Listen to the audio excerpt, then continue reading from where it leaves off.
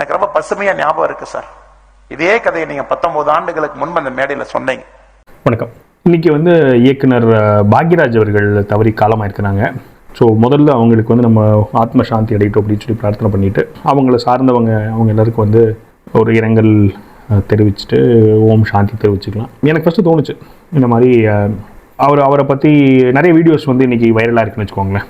அவர் அண்ணாமலை அண்ணனை பற்றி என்ன பேசினார், அண்ணாமலை அண்ணா அஃப்கோர்ஸ் அவருக்கு இரங்கல் செய்தி தெரிவிச்சிருக்கிறாங்க.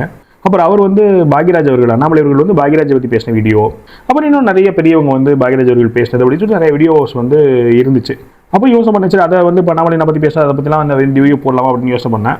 அப்புறம் வேண்டாம், சரி என்னடா ஒருத்தர் பெரியவர் இறந்துருக்கிறாரு, ஒரு கலைஞர் இறந்துருக்கிறாரு, அதுலேயும் போயிட்டு அண்ணாமலை என்ன அவரை பற்றி சொன்னார், அவர் அண்ணாமலை பற்றி சொன்னார் அப்படின்னு சொல்லிட்டு நம்ம அதை சுற்றி இதே பண்ண வேண்டாம், நல்லா இல்லையே அப்படின்னு சொல்லி எனக்கு தோணுச்சு.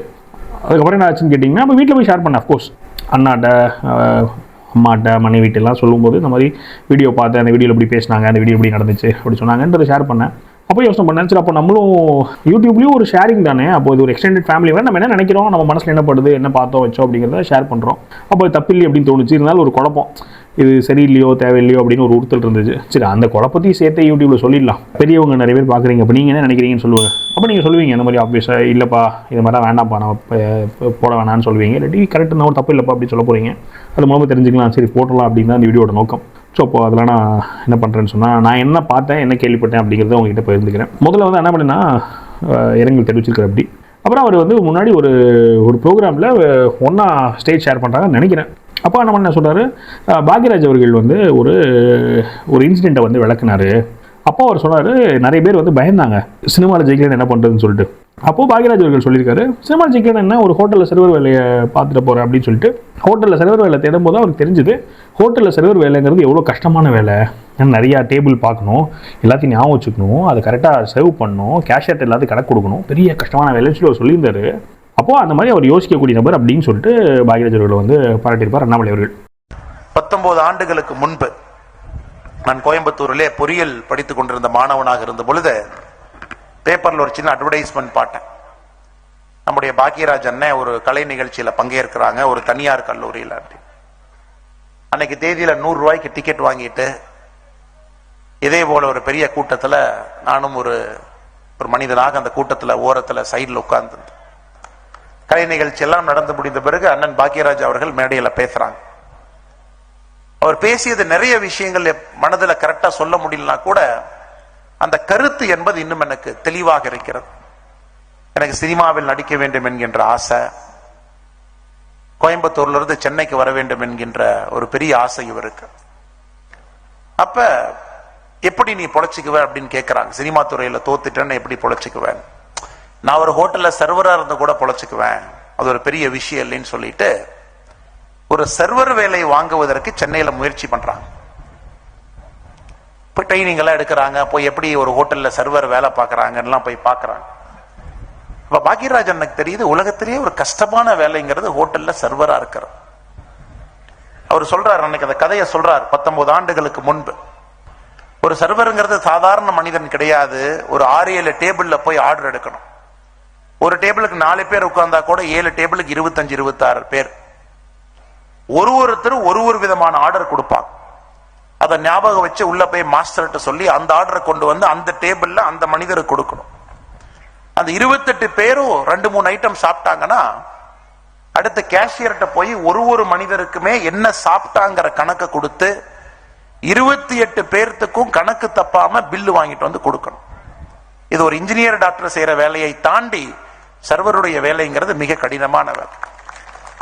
அன்னைக்கு எனக்கு தெரிஞ்சது ஒரு மனிதனுமே இந்த சமுதாயத்தில் எப்படி கஷ்டப்படுறாங்க. வெளியிருந்து பார்க்கும் பொழுது சில வேலை நமக்கு சாதாரணமாக தெரிந்தாலும் கூட எவ்வளவு கஷ்டப்பட்டு ஒரு மனிதனுமே வேலை செய்கின்றான் என்று எனக்கு ரொம்ப பசுமையா ஞாபகம் இருக்கு சார். இதே கதையை நீங்க 19 ஆண்டுகளுக்கு முன்பு அந்த மேடையில சொன்னீங்க. அண்ணன் பாக்யராஜ் அவர்கள் இந்த நிகழ்ச்சிக்கு வந்திருப்பது மற்றற்ற மகிழ்ச்சி. அண்ணாமலை பற்றி பாக்யராஜ் பேசும்போது நம்ம லோக்கலில் எல்லாரும் சாதிக்கிறது, நம்மளுக்கு பிடிச்சவங்க, நம்ம மொழி தெரிஞ்சவங்க, நம்ம மத்தியில் ஒரு சாதிக்கிறது பெரிய விஷயம் கிடையாது. இவர் கர்நாடகத்தில் போய் வெளி மாநிலத்தில் மொழி தெரியாதவங்க சாதிச்சுட்டு அதான் பெரிய விஷயம் அப்படின்னு சொல்லிட்டு அவர் இவரை பற்றி பாராட்டியிருப்பாரு.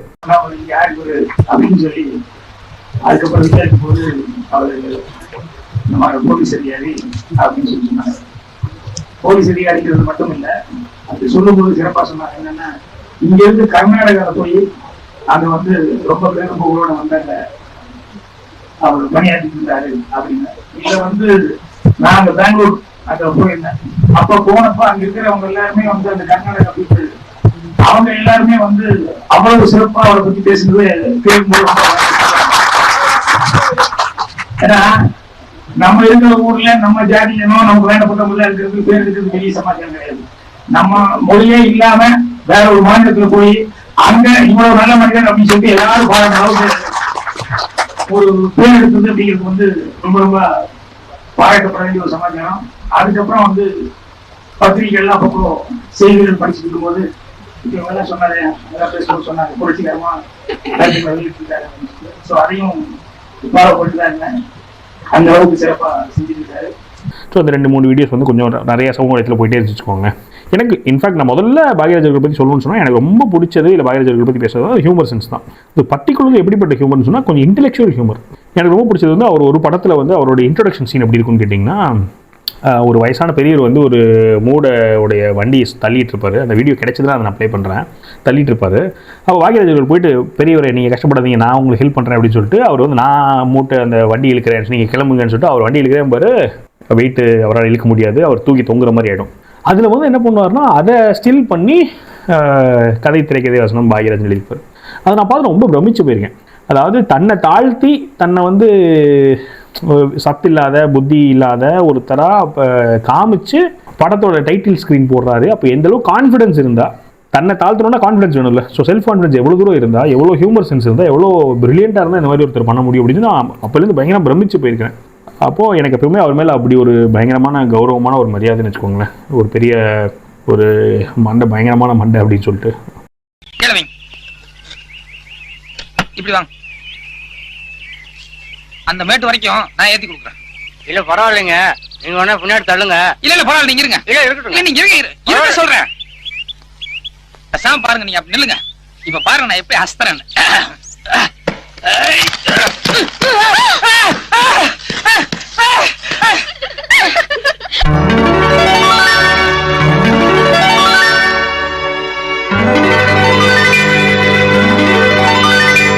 இளையராஜா அவர்கள் வந்து ஒரு மேடையில் பேசுகிறார். பேசும்போது எனக்கு வந்து பாக்யராஜ் ஒரு மிகப்பெரிய பாடம் கற்றுக் கொடுத்துருக்காரு அப்படின்னு சொல்லிட்டு இளையராஜா சொல்கிறார். அதுவும் எனக்கு ஷாக்கிங். ஏன்னா இளையராஜா பொதுவாக என்ன பண்ண மாட்டார்னா அப்படிலாம் ஒன்றும் ஈஸியாக பெரிய எல்லாம் புகழ்ந்துட மாட்டார்.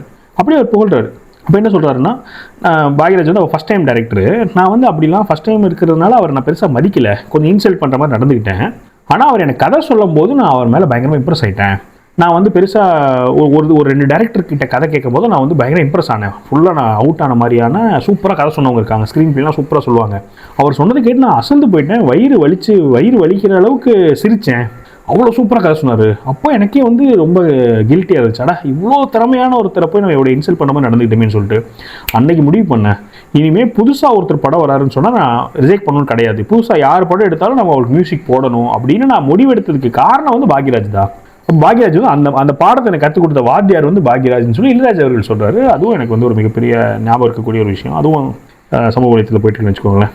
ஸோ அப்போ இந்த தருணத்தில் அதை கொஞ்சம் ஞாபகப்படுத்திட்டு அந்த வீடியோவை ஷேர் பண்ணிவிட்டு அதுக்காக பிரார்த்தனை பண்ணிவிட்டு, ஒரு பெரிய கலைஞர், நிறையா மக்களை வந்து சந்தோஷப்படுத்தின ஒரு கலைஞர் மறைஞ்சிருக்காரு. ஸோ அவரோட ஞாபகமாக இந்த வீடியோ இருக்கட்டும் அப்படின்னு சொல்லிட்டு ஓம் சாந்தி சொல்லிக்கலாம். அப்படி தான் வீடியோட நோக்கம். நீங்களும் உங்களுடைய கருத்துக்கள், உங்களுடைய எண்ணங்களை வந்து கமெண்ட்டில் பதிவு பண்ணுங்கள். மேலும் ஒரு பாசிட்டிவ் பாலிடிக்ஸ் வீடியோவில் சந்திக்கிறேன். வணக்கம்.